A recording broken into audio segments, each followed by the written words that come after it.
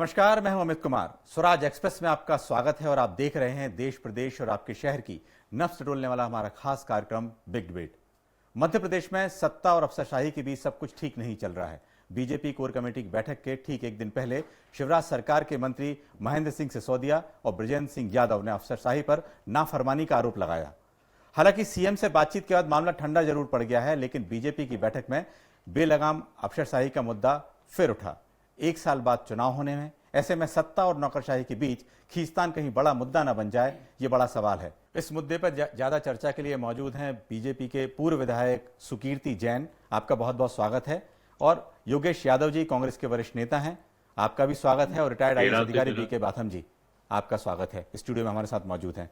तो रुक करते हैं सबसे पहले डॉक्टर सुकीर्ति जी, ये बताएं कि लगातार इस तरह की बातें उठती रही हैं, इसके बारे में शिवराज जी ने भी कहा था, और हाल में ही जो मामला उठा है मंत्रियों की, जो है उन्होंने कहा है कि जो बड़े अधिकारी हैं, इवन उन्होंने चीफ सेक्रेटरी तक का कहा है कि वो बात नहीं सुन रहे हैं। क्या कहेंगे, क्या स्थिति बन रही है बीजेपी में? वास्तव में यदि मंत्रिमंडल संयुक्त है, एकजुट है, तो एक मुट्ठी बनकर यदि रहेगा तो अधिकारी निश्चित रूप से सुनेंगे। अब मंत्रिमंडल में एक अपनी उसकी परिस्थितियां हैं जी। कुछ मंत्री कांग्रेस के हैं, कुछ मंत्री कांग्रेस से आगे बीजेपी में हैं, उनकी एक अपनी कार्य प्रणाली है। और कुछ बीजेपी के जो मंत्री हैं वो भी वर्तमान इस संयुक्त स्वरूप से कोई ज्यादा खुश नहीं है। इसलिए भारतीय जनता पार्टी की प्रतिष्ठा को बचाने के लिए यदि आपकी नौकरशाही पर नकेल होगी तो जनता तक योजनाएं पहुंचेंगी, और जनता तक यदि योजनाओं को पहुंचाना है तो नौकरशाही पर नकेल लगाना पड़ेगी। और नौकरशाही पर यदि नकेल लगाना है तो पूरे मंत्रिमंडल को मुख्यमंत्री के नेतृत्व में एकजुट होकर काम करना पड़ेगा। ये समय की मांग है और भारतीय जनता पार्टी के लिए अनिवार्य है।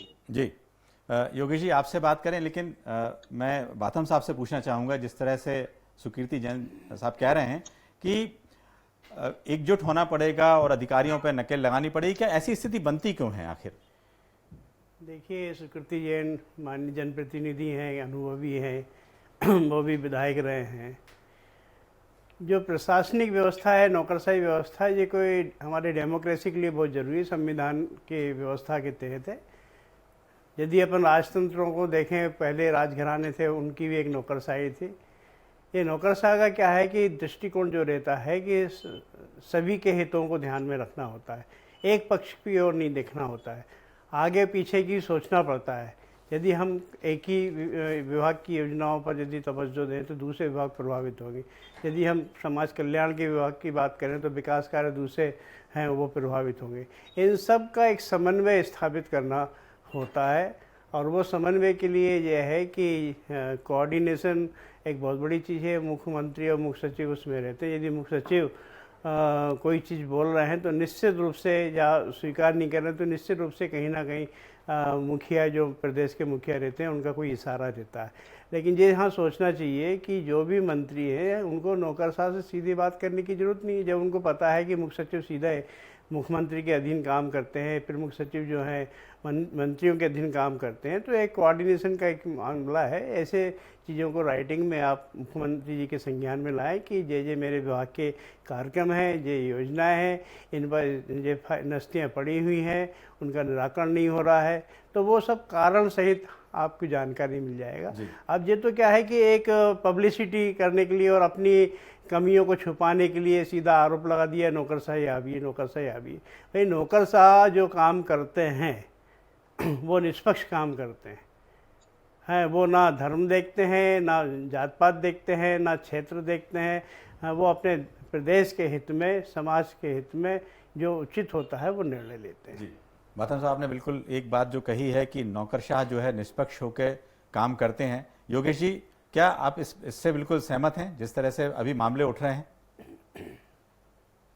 देखिए, इस मामले में मैं निश्चय ही कहूंगा कि कहीं ना कहीं से लीडरशिप की मैं कमजोरी मान, जब प्रशासनिक क्षमताएं जरूरत से ज्यादा हावी होने लग जाए, इसका मतलब है आपके लीडरशिप में कोई विजन नहीं है। और भारतीय जनता पार्टी के कार्यकाल में ये बात और ये आरोप हमेशा लगे हैं, 2018 के पहले भी लगे हैं, जब इनकी सरकार गिरी थी, भारतीय जनता पार्टी की चुनाव हारे थे।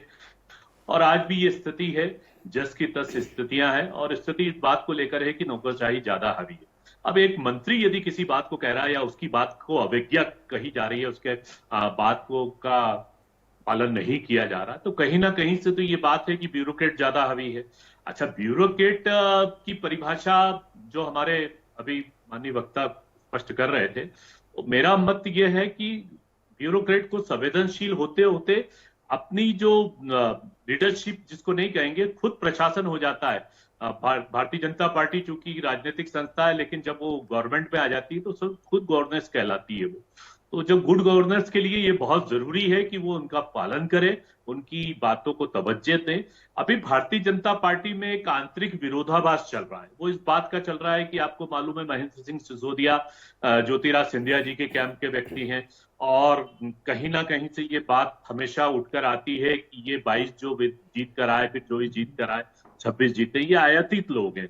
ये भारतीय जनता पार्टी के मूल तत्व से थोड़ा सा इत्तेफाक नहीं रखते हैं, थोड़ा सा अलग इनकी सोच है, इनका दृष्टिकोण अलग है। इसके कारण ये विसंगतियां पैदा होती है। आपको मालूम होगा, अभी थोड़े दिन पहले इमरती देवी ने भी कुछ बातों को लेकर आपस में ये द्वंद्व पैदा हुए थे।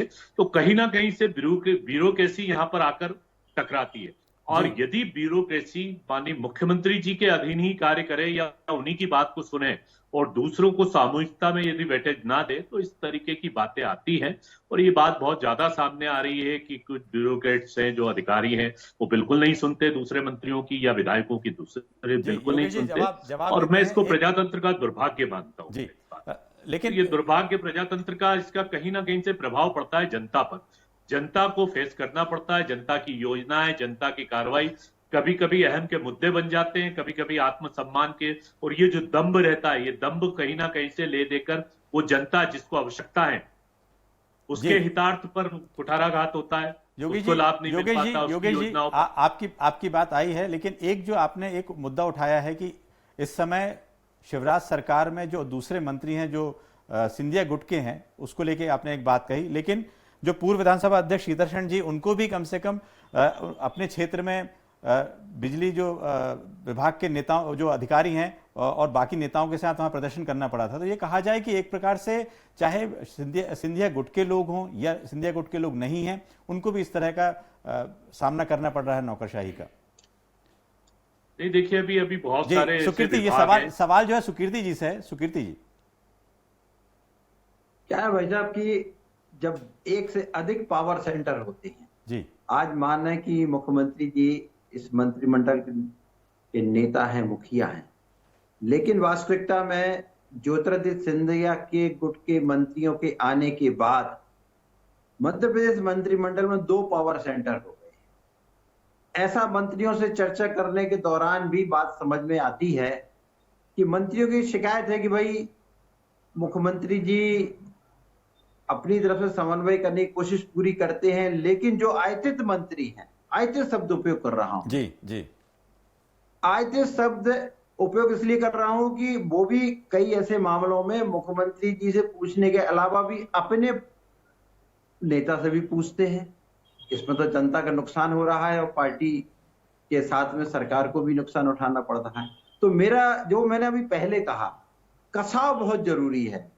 यदि मुख्यमंत्री जी मंत्रिमंडल के नेता हैं तो मतलब उनकी बात को ही मानना अनिवार्य होगा, चाहे कहीं से भी आया हुआ कोई मंत्री हो, किसी भी गुट से आया हुआ मंत्री हो जी। और ये जो कठिनाई जो है, जो कभी कांग्रेस में हुआ करती थी कि अलग अलग गुट के लोगों के बीच में समन्वय होता था और वो अपने नेता के प्रति ज्यादा समर्पित रहते थे, आज वो स्थिति 2 ग्रुपों के बीच में है।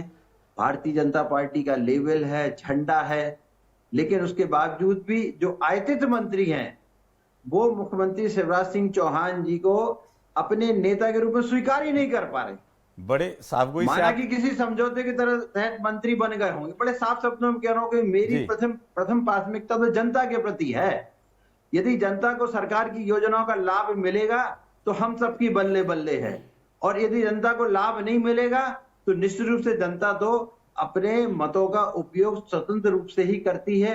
मैं तो बड़े साफ शब्दों में कहता हूं, ईमानदारी से भी कहता हूं कि मुख्यमंत्री जी यदि मंत्रिमंडल के नेता हैं तो कोई किसी भी गुट का मंत्री क्यों ना हो, उसको मुख्यमंत्री जी की बात का और निर्देशों का पालन करना पड़ेगा।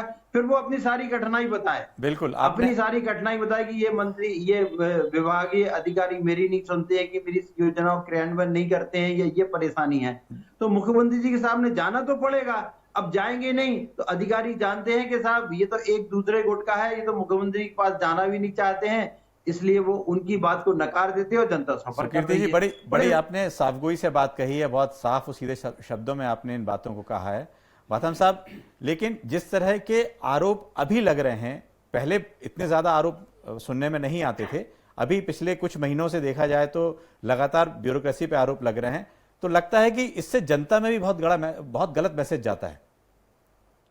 देखिए, जो यदि अभी मंत्री की नहीं सुन रहे हैं तो वो जनता ही कैसे सुनेंगे? जो अभी आप कीर्ति जैन साहब बोल रहे थे कि दो गुट हैं, तो आप देख लिए राजनीतिक अस्थिरता जहाँ रहती है तो वहाँ अपनी कमियों को छुपाने के लिए, अपने समय पर निर्णय ना लेने की जो कमजोरी है, वो बहाने को लेते हुए नौकर साहब पे हावी हो जाते हैं और नौकर साहब को बदनाम करते हैं। देखिए, नौकर साहब के साथ में एक स्पष्ट चीज़ है, हमारे यहाँ पे क्या फाइल-लेस सिस्टम तो है नहीं ऑफिस में, हर चीज़ नस्टियों में रहती है, फाइलों में रहती है। आपको अपनी कोई भी बात कहना लिखित में क्यों नहीं करते? आप शासकीय पत्र लिखो, अशासकीय पत्र लिखो, आप स्मरण पत्र लिखिए, यदि आप कोई सुनवाई नहीं हो रही है आप विभागीय टीम भेजिए, बहुत सी ऐसी चीज़ें हैं। तो आपको जो भी बातें कहना है उसके माध्यम से कीजिए। आप क्यों ज़रूरी ये समझते हो कि नहीं अधिकारी हमारे सामने आए, नमस्ते करे, पैर पड़े, नीचे झुके? ये आप जनता के सामने किसको लज्जित करना चाह रहे हो? किसको प्रभावशाली, अपने आप को प्रभावशाली बनाना चाह रहे हो? खुद काम कर नहीं सकते? सब जनता जानती है कि नेता अपने अपने लोगों के काम करा देते हैं, जिसके काम नहीं होते उसके लिए बोलते हैं अधिकारी नहीं कर रहे। पूरे प्रदेश में ये स्थिति में देख रहा हूँ। तो हम नौकर साहब को तो एक हम बहाना बना दिया कि भैया ये काम नहीं करते, जबकि वास्तव में जो नौकर साहब है कितनी लगन से, ईमानदारी से, मेहनत से मध्य प्रदेश के, और मध्य प्रदेश की ब्यूरोक्रेसी तो पूरे मध्य प्रदेश क्या इंडिया में जानी जाती है जी है पब्लिक वर्क के मामले में। जितना हम लोग पब्लिक वर्क करते रहे हैं, मध्य प्रदेश के IAS अफसर करते रहे हैं, ये दूसरे प्रदेशों में जाएं, वहाँ के यदि कलेक्टर से मिल रहे इसीलिए कोई विधायक, तो मेरे को बताएं। बहुत आपने बहुत बड़ी बात की है इस समय की नौकरशाही मध्य प्रदेश में अपना काम बखूबी कर रही है और दूसरे राज्यों से बेहतर कर रही है। लेकिन योगेश जी, एक सवाल ये है कि बीच में कमलनाथ जी भी कह रहे थे, उन्होंने मंच से भी कहा था इस बात को लेकर, वो भी लिस्ट बना रहे हैं कौन कौन से अधिकारी जो हैं वो बीजेपी के बिल्ला लेके घूम रहे हैं। उन्होंने कहा था अभी कुछ दिन पहले, मंच से ही कहा था, और वो उनकी लिस्ट बनाने को भी कहा है कार्यकर्ताओं को, नेताओं को। देखिए, पहली बात तो मैं स्पष्ट कर दूं आपको जी कि भारतीय जनता पार्टी में जिस तरीके से ब्यूरोक्रेट हावी है, ये जग जाहिर है। मैं ये नहीं कहता हूं कि ब्यूरोक्रेट में सभी लोग बहुत गलत होते हैं, लेकिन ब्यूरोक्रेट में कुछ अधिकारियों की ये चालाकी जरूर रहती है कि वो अपने लीडर को खुश करे और उनके प्रति लॉयल रहे, बाकी बकवास रहे, बाकी ना मंत्रियों से कोई रिश्ता रहे ना विधायकों से। जनता तो बहुत दूर की बात हो जाती है। और ये इस तरीके की बातें मध्य प्रदेश में बहुत ज्यादा देखी गई है कि जब लीडरशिप के पास कोई अपना विजन नहीं होता, कोई अपनी योजनाएं नहीं होती, भारतीय जनता पार्टी के नेताओं के पास अपना कोई विवेक नहीं होता, विचार नहीं होता, प्लानिंग नहीं होता, अपना कुछ किया हुआ काम नहीं होता, तो इस तरीके से ब्यूरोक्रेट अपना काम करेगा। कुछ ब्यूरोक्रेट जो बहुत पवित्र और सुचिता भाव से कार्य करते हैं, बहुत अच्छा काम करते हैं और वो हमारे नॉलेज में। लेकिन जनरली जो कमलनाथ जी का बयान वो इस हेतु कहा गया है कि कुछ अधिकारी कोई काम नहीं करते, सिर्फ अपनी लॉयल्टी दिखाते हैं कि भारतीय जनता पार्टी के हम खास हैं। कई कलेक्टर्स की भूमिका हमने देखी चुनाव के दौरान, कई जगह हमने और भी अधिकारियों को देखा जो वहां पर बैठे, सेक्रेटरिएट में बैठे। तो ये बात जग जाहिर है कि कहीं ना कहीं से ब्यूरोक्रेट प्रजातंत्र के। योगेश जी एक मिनट, हमारे साथ फोन लाइन पर महेंद्र सिंह सिसोदिया जी जुड़ रहे हैं। महेंद्र जी, आपको आवाज आ रही है? मैं अमित बोल रहा हूँ। जी आ रही है अमित जी, नमस्कार। जी नमस्कार। ये बताएं कि लगातार अभी कोर कमेटी की बैठक में भी इस तरह की बात हुई है कि इस तरह जो अफसरशाही है वो कुछ हावी हो रही है, क्योंकि आपकी बातचीत जो हो चुकी थी मुख्यमंत्री से, बाकी उन सब चीजें मामला अब बहुत कुछ ठंडा हुआ है, लेकिन लगता है कि बड़ा मुश्किल हो रहा है मध्य प्रदेश में कई बार अधिकारियों से काम लेना। देखिए, जहाँ तक मेरी जो बाइट मैंने दी है जी उस बारे में माननीय मुख्यमंत्री से मेरी चर्चा हो चुकी है जी और अब ना कोई शिकवा है ना कोई शिकायत है। जी, तो अभी वो पटाक्षेप हो चुका हो। बिल्कुल बिल्कुल, आपने कहा पटाक्षेप हो चुका है, लेकिन आपको जो उस समय स्थिति रही होगी, आगे ऐसी स्थिति ना बने, कुछ इस तरह का कुछ आश्वासन है, चीज किस जो तरह की मेरे को- कार्यप्रणाली रहेगी? कुछ बात थी जो मुझे चुभ रही थी, जी तो वो मैंने माननीय मुख्यमंत्री जी के संज्ञान में ला दी जी और अब वो क्लोज हो गया टॉपिक पूरा।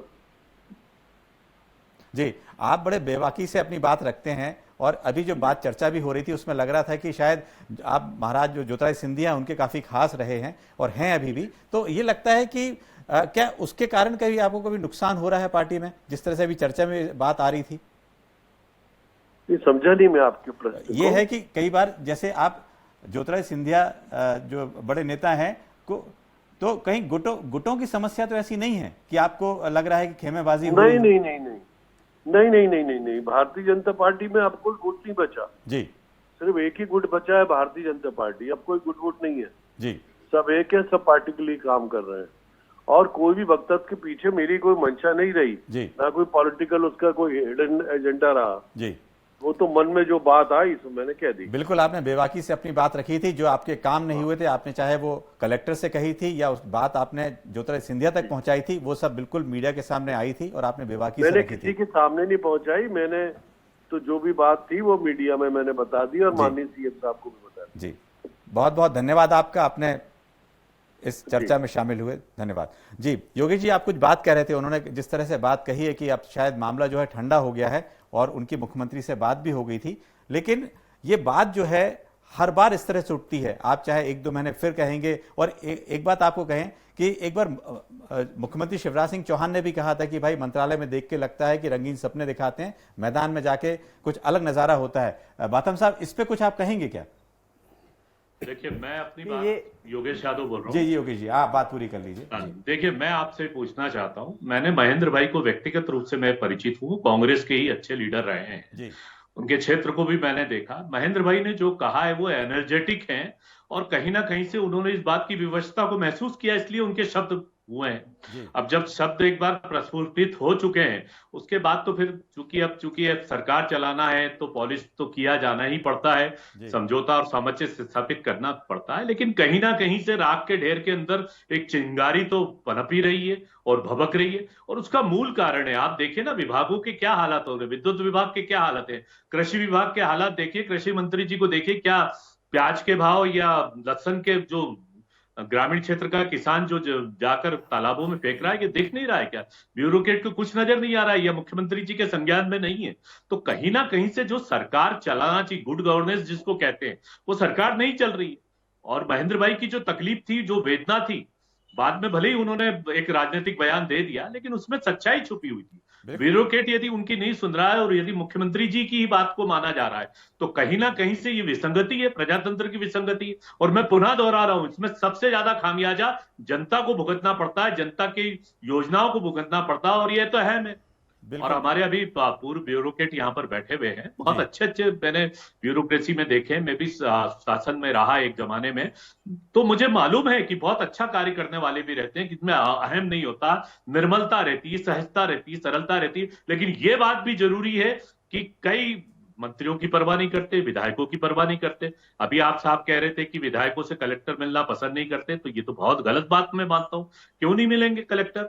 विधायक जनप्रतिनिधि है, चुनकर आया हुआ प्रतिनिधि है, कलेक्टर्स की ड्यूटी है कि वो विधायकों की बात सुने। विधायकों को दूसरे राज्यों की बात की थी, जो बाथम साहब ने दूसरे राज्यों में ऐसा होता है, मध्य प्रदेश की बात नहीं की थी। लेकिन जो सवाल बाथम साहब ये है कि इस तरीके का जो वाकया होता है वो कहीं ना कहीं अफसरों के लिए भी नुकसानदेह होता है, और लगता है कि कहीं जो है कुछ मुख्यमंत्री या कुछ नेताओं की सुनी जाती है या उनके साथ अधिकारी सुनते हैं, बाकी लोगों की सुनवाई नहीं होती है। आखिर मजबूरी होती है क्या इस तरह की कुछ? देखिए, योजनाएं बनाने का काम जो है वो जनप्रतिनिधियों के द्वारा प्रस्ताव आते हैं, समितियां बैठती हैं, मंत्रिमंडल की समिति से उसका अनुमोदन होता है, विधानसभा से अनुमोदन होता है, तब वो योजनाएं कार्यक्रम लागू होते हैं। जब वो लागू होते हैं तो उनके क्रियान्वयन का दायित्व फिर नौकरशाही पे आता है। जब क्रियान्वयन का दायित्व नौकरशाही पे आ गया तो फिर वो दायित्व को निभाने के लिए जब नौकरशाह आगे सक्रिय रूप से काम करने लगते हैं तो उनको रोका जाता है, टोका जाता है कि इस जगह कार्यक्रम, इस जगह अभी ये मत करो, इस जगह ये करो, इस जगह करो, इस जगह नहीं करो।